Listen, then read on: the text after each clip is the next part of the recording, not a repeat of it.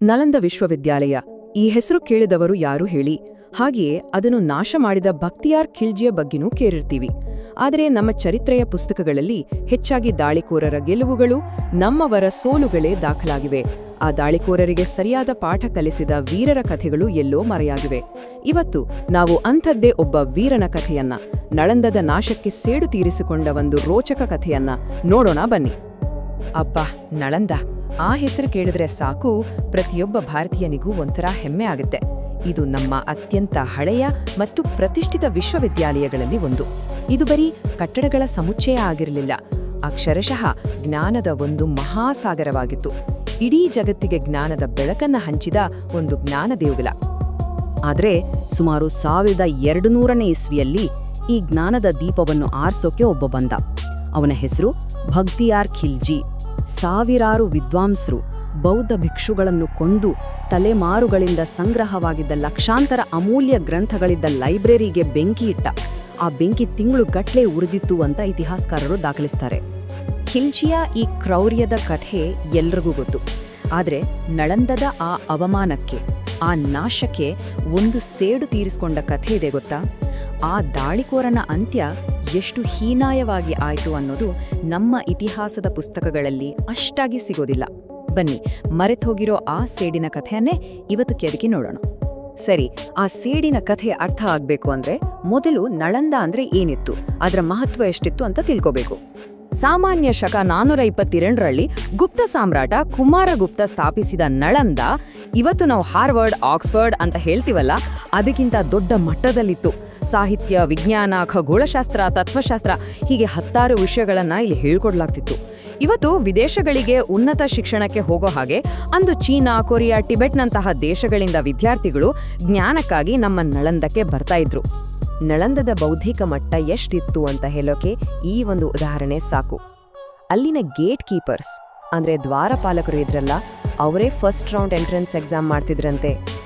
ಯೋಚನೆ ಮಾಡಿ, ಗೇಟ್ ಕೀಪರ್ಗಳ ಜ್ಞಾನವೇ ಆ ಮಟ್ಟಕ್ಕೆ ಇತ್ತು ಅಂದ್ರೆ ಇನ್ನು ಒಳಗಿದ್ದ ಆಚಾರ್ಯರು, ಪಂಡಿತರು ಹೇಗಿರಬೇಡ. ಇಂಥ ಜ್ಞಾನ ದೇಗುಲವನ್ನೇ ಒಬ್ಬ ಕ್ರೂರಿ ನಾಶ ಮಾಡಿತು. ಸರಿ, ಈಗ ಈ ಕಥೆಯ ವಿಲನ್ ಕಡೆಗೆ ಬರೋಣ. ಬಖ್ತಿಯಾರ್ ಖಿಲ್ಜಿ. ಅವನು ಯಾರೋ, ಅವನ ಹಿನ್ನೆಲೆ ಏನು ಮತ್ತು ಅಧಿಕಾರಕ್ಕೆ ಬಂದಿದ್ದು ಹೇಗೆ ಅಂತ ನೋಡೋಣ. ಈ ಬಖ್ತಿಯಾರ್ ಖಿಲ್ಜಿ ಇದಾನಲ್ಲ, ನೋಡೋಕೆ ತುಂಬಾನೇ ಕುರೂಪಿ, ಗಿಡ್ಡ, ಕೈಗಳು ಮಾತ್ರ ಮಂಡಿಗಿಂತ ಕೆಳಗೆ ಬರುವಷ್ಟು ಉದ್ದ. ಇದೇ ಕಾರಣಕ್ಕೆ ಅವನನ್ನು ಗಜ್ನಿ ಮತ್ತು ದೆಹಲಿಯ ಸೈನ್ಯಗಳು ಸೇರಿಸಿಕೊಳ್ಳಿಲ್ಲ. ಈ ತಿರಸ್ಕಾರದಿಂದ ಅವನಲ್ಲಿನ ಕ್ರೌರ್ಯ ಇನ್ನೂ ಹೆಚ್ಚಾಯಿತು. ಛಲ ಬಿಡದೆ ತನ್ನದೇ ಆದ ಕೂಲಿ ಸೈನಿಕರ ಪಡೆಯನ್ನ ಕಟ್ಟಿ ಲೂಟಿ ಮಾಡ್ತಾ ಅಧಿಕಾರಕ್ಕೇರಿದ. ಅಧಿಕಾರ ಸಿಕ್ಕಿದ್ದೇ ತಡ ಖಿಲ್ಜಿ ಶುರು ಮಾಡಿದ್ದು ಒಂದು ವಿನಾಶದ ಪರ್ವವನ್ನೇ. 1197ರಲ್ಲಿ ಓದಂತಿಪುರಿ, ನಂತರ ವಿಕ್ರಮಶೀಲ, ಕೊನೆಗೆ 1200ರಲ್ಲಿ ನಳಂದವನ್ನ ಸರ್ವನಾಶ ಮಾಡಿದ. ಅವನ ಅಟ್ಟಹಾಸ ಅಲ್ಲಿಗೆ ನಿಲ್ಲಿಲ್ಲ. 80 ವರ್ಷ ದಾಟಿದ್ದ ವೃದ್ಧರಾಜ ಲಕ್ಷ್ಮಣ ಸೇನನಿಂದ ಬಂಗಾಳವನ್ನು ಯಾವುದೇ ಪ್ರತಿರೋಧವಿಲ್ಲದೆ ಗೆದ್ದುಕೊಂಡ. ತಾನು ಅಜೇಯ ಅನ್ನೋ ಅಹಂಕಾರ ಅವನ ತಲೆಗೇರಿತ್ತು. ಹೀಗೆ ತಾನು ಅಜೇಯ ಅಂತ ಮೆರೆಯುತ್ತಿದ್ದ ಖಿಲ್ಜಿಗೆ ಅವನ ದಾರಿಗೆ ಒಂದು ದೊಡ್ಡ ಬಂಡಿಯಂತೆ ಅಡ್ಡ ಬಂದಿದ್ದು ಕಾಮರೂಪ. ಇಲ್ಲಿಂದ ನಮ್ಮ ಕಥೆಯ ಹೀರೋ ಎಂಟ್ರಿ ಆಗುತ್ತೆ, ರಾಜ ಪೃಥು. ಬಂಗಾಳದ ಗಡಿಯಲ್ಲೇ ಇದ್ದ ಕಾಮರೂಪ ಅಂದ್ರೆ ಇವತ್ತಿನ ಅಸ್ಸಾಂ.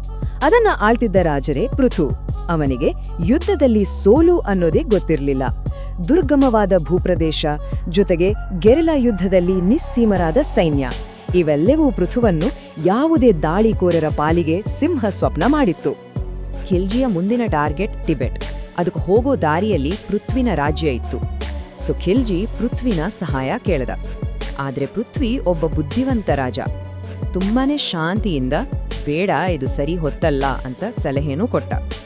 ಅಹಂಕಾರದಲ್ಲಿ ಮುಳುಗಿದ್ದ ಖಿಲ್ಜಿಗೆ ಈ ಸಲಹೆ ಎಲ್ಲಿ ಅರ್ಥ ಆಗ್ಬೇಕೋ? ಪೃಥ್ವಿಯ ಮಾತನ್ನು ಕಡೆಗಣಿಸಿ ಅವನು ತನ್ನ ಜೀವನದ ಅತಿ ದೊಡ್ಡ ಮತ್ತು ಮಾರಣಾಂತಿಕ ತಪ್ಪನ್ನು ಮಾಡೇ ಬಿಟ್ಟ. ಅದೇ ಟಿಬೆಟ್ ಮೇಲಿನ ದಾಳಿ. ವ್ಯಾಪಾರ ಮಾರ್ಗಗಳನ್ನು ಹಿಡಿಯೋ ದುರಾಸೆಯಿಂದ ಖಿಲ್ಜಿ 10,000 ಕುದುರೆ ಸವಾರರೊಂದಿಗೆ ಟಿಬೆಟ್ಗೆ ನುಗ್ಗಿದ. ಆದರೆ ಪೃಥು ಹೇಳಿದಂತೆಯೇ ಆಯಿತು. ಟಿಬೆಟ್ನ ಚುಂಬಿ ಕಣಿವೆಯಲ್ಲಿ ಅಲ್ಲಿನ ಸೈನಿಕರು ಅಟ್ಯಾಕ್ ಮಾಡಿ ಇವನ ಸೈನ್ಯವನ್ನ ಚಿಂದಿ ಚಿತ್ರಾನ್ನ ಮಾಡ್ಬಿಟ್ರು. ವಾಪಸ್ ಬರೋ ದಾರಿಯಂತೂ ನರಕವಾಗಿತ್ತು. ಗೆರಿಲ್ಲಾ ದಾಳಿಗಳು, ಭಾರೀ ಮಳೆ, ಜೊತೆಗೆ ತಿನ್ನೋಕೆ ಆಹಾರನೂ ಇಲ್ಲದೆ ಅವನ ಸೈನಿಕರು ತಮ್ಮ ಕುದುರೆಗಳನ್ನೇ ಕೊಂದು ತಿನ್ನೋ ಪರಿಸ್ಥಿತಿ ಬಂತು. ಇಲ್ಲೇ ನೋಡಿ ಕಥೆಯ ಅಸಲಿ ಟ್ವಿಸ್ಟ್ ಶುರುವಾಗೋದು. ಸೋತು ಸುಣ್ಣವಾಗಿ ವಾಪಸ್ ಬರ್ತಿದ್ದ ಖಿಲ್ಜಿಯ ಸೈನ್ಯಕ್ಕೆ ರಾಜ ಪೃಥ್ವಿ ಒಂದು ದೊಡ್ಡ ಬಲೆ ಹೆಣೆದು ಕಾಯ್ತಾ ಇದ್ದ. ಪೃಥು ಬಳಸಿದ ತಂತ್ರ ಇದೆಯಲ್ಲ, ಅದಕ್ಕೆ ಸ್ಕಾಚ್ಡ್ ಅರ್ತ್ ಸ್ಟ್ರಾಟಜಿ ಅಂತಾರೆ. ಅಂದ್ರೆ ಶತ್ರುಗಳು ಬರೋ ದಾರಿಯಲ್ಲಿರೋ ಬೆಳೆ, ಹುಲ್ಲು, ನೀರು ಎಲ್ಲವನ್ನೂ ನಾಶ ಮಾಡ್ಬಿಡೋದು. ಅವರಿಗೆ ತಿನ್ನೋಕೆ ಒಂದು ಕಾಳೂ ಸಿಗಬಾರ್ದು. ಇದು ಬರೀ ಹೊಟ್ಟೆಗೆ ಹೊಡೆಯೋ ತಂತ್ರ ಅಲ್ಲ, ಅವರ ಧೈರ್ಯವನ್ನೇ ಕುಗ್ಗಿಸೋ ಒಂದು ಸೈಕೊಲಾಜಿಕಲ್ ವಾರ್ಫೇರ್. ಹಸಿವಿನಿಂದ ಸಾಯೋ ಸ್ಥಿತಿಯಲ್ಲಿದ್ದ ಖಿಲ್ಜಿಯ ಸೈನ್ಯ ಕಡೆಗೂ ತೀಸ್ತಾ ನದಿಯ ಹತ್ರ ಬಂತು. ಹೇಗೋ ನದಿ ದಾಟ್ಬಿಡ್ರೆ ಸಾಕು ಅಂತ ನೋಡಿದ್ರೆ ಅಲ್ಲಿದ್ದ ಒಂದೇ ಒಂದು ಸೇತುವೆಯನ್ನ ಯಾರೋ ಹೊಡೆದಾಕಿದ್ದಾರೆ. ಅವರು ಕಕ್ಕಾ ಬಿಕ್ಕಿಯಾಗಿ ನೋಡುವಷ್ಟರಲ್ಲಿ ಎದುರಿಗೆ ಮೃತ್ಯುವಿನ ಹಾಗೆ ನಿಂತಿತ್ತು ಪೃಥುವಿನ ಸುಸಜ್ಜಿತ ಸೈನ್ಯ. ಆಟ ಮುಗಿದಿತ್ತು. ಆ ಯುದ್ಧದಲ್ಲಿ ಏನಾಯ್ತು ಅಂತ ಊಹಿಸಬಹುದು. ಖಿಲ್ಜಿಯ ಸೇನೆ ಸರ್ವನಾಶ. ಖಿಲ್ಜಿ ತೀವ್ರವಾಗಿ ಗಾಯಗೊಂಡು 100ಕ್ಕಿಂತ ಕಡಿಮೆ ಸೈನಿಕರೊಂದಿಗೆ ಹೇಗೋ ಜೀವ ಉಳಿಸಿಕೊಂಡು ಓಡಿಹೋದ. ಆದ್ರೆ ಸೋಲಿನಿಂದ ಜರ್ಜರಿತನಾಗಿ ಹಾಸಿಗೆ ಹಿಡಿದಿದ್ದ ಅವನದ್ದೇ ಒಬ್ಬ ಸೇನಾಪತಿ ಇರಿದು ಕೊಂದ. ನೋಡಿ, ನಳಂದವನ್ನು ಬೆಂಕಿಯಿಂದ ನಾಶ ಮಾಡಿದವನ ಅಂತ್ಯ ಹೀಗೆ ಅವಮಾನಕರವಾಗಿ ಆಯ್ತು. ಇದುವೇ ನಳಂದದ ಸೇಡು. ಇಷ್ಟೆಲ್ಲ ಕೇಳಿದ್ಮೇಲೆ ಇದೊಂದು ಕಟ್ಟುಕಥೆ ಅಂತ ಅನ್ನಿಸಬಹುದು. ಆದ್ರೆ ಇದು ನಿಜ. ಇದಕ್ಕೆ ಇತಿಹಾಸದಲ್ಲಿ ಗಟ್ಟಿಯಾದ ಸಾಕ್ಷಿಗಳಿವೆ. ಹಾಗಾದ್ರೆ ಈ ಕಥೆ ನಮ್ಮ ಪುಸ್ತಕಗಳಲ್ಲಿ ಯಾಕಿಲ್ಲ? ಇದಕ್ಕೆ 7 ಬಲವಾದ ಸಾಕ್ಷಿಗಳಿವೆ. ಮೊದಲನೇದು, ಅಸ್ಸಾಂನ ಕನೈ ಬೊರೊಕ್ಸಿಬೋವಾ ಅನ್ನೋ ಜಾಗದಲ್ಲಿ ಸಿಕ್ಕಿರೋ ಒಂದು ಶಿಲಾಶಾಸನ.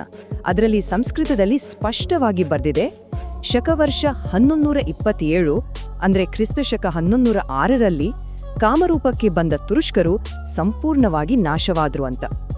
ಎರಡನೇ ಸಾಕ್ಷಿ ಇದೆಯಲ್ಲ, ಅದು ಇನ್ನೂ ಪವರ್ಫುಲ್. ಯಾಕಂದ್ರೆ ಅದು ಬಂದಿರೋದೇ ಶತ್ರುಗಳ ಕಡೆಯಿಂದ. ಪರ್ಷಿಯನ್ ಇತಿಹಾಸಕಾರ ಮಿನ್ಹಾಜ್-ಇ-ಸಿರಾಜ್ ತನ್ನ ಪುಸ್ತಕದಲ್ಲಿ ರಾಜ ಪೃಥುವನ್ನ ಶಾಪಗ್ರಸ್ತ ಅಂತ ದ್ವೇಷದಿಂದ ಬರಿತಾ ಅವನು ಸುಮಾರು 1,20,000 ಮುಸಲ್ಮಾನ್ರನ್ನ ನರಕಕ್ಕೆ ಕಳಿಸಿದ್ದ ಅಂತ ದಾಖಲಿಸಿದ್ದಾನೆ. ಈ ಸಂಖ್ಯೆ ಸ್ವಲ್ಪ ಜಾಸ್ತಿ ಇರ್ಬೋದು, ಆದ್ರೆ ಪೃಥು ಆಕ್ರಮಣಕಾರರ ಪಾಲಿಗೆ ಎಂಥ ಸಿಂಹಸ್ವಪ್ನ ಆಗಿದ್ದ ಅನ್ನೋದು ಇದರಿಂದ ಗೊತ್ತಾಗತ್ತೆ. ಸೊ ಕೊನೆಯದಾಗಿ ಉಳಿಯೋ ಪ್ರಶ್ನೆ ಒಂದೇ, ತಮ್ಮ ನೆಲವನ್ನ, ತಮ್ಮ ಜ್ಞಾನ ಪರಂಪರೆಯನ್ನ ಕಾಪಾಡಿದ ರಾಜ ಪೃಥ್ವಿನಂತಹ ಹೀರೋಗಳ ಕಥೆಗಳು ನಮಗೆ ಯಾಕೆ ಗೊತ್ತಿಲ್ಲ? ಯಾಕೆ ನಮ್ಮ ಇತಿಹಾಸದ ಪುಸ್ತಕಗಳಲ್ಲಿ ಸೋಲಿನ ಕಥೆಗಳಿಗೆ ಹೆಚ್ಚು ಜಾಗ? ಗೆಲುವಿನ, ಸ್ವಾಭಿಮಾನದ, ಸೇಡಿನ ಈ ಕಥೆಗಳಿಗೂ ನಮ್ಮ ಚರಿತ್ರೆಯಲ್ಲಿ ಒಂದು ಪ್ರಮುಖ ಸ್ಥಾನ ಸಿಗ್ಬೇಕಲ್ವಾ? ಯೋಚಿಸಬೇಕಾದ ವಿಷಯ.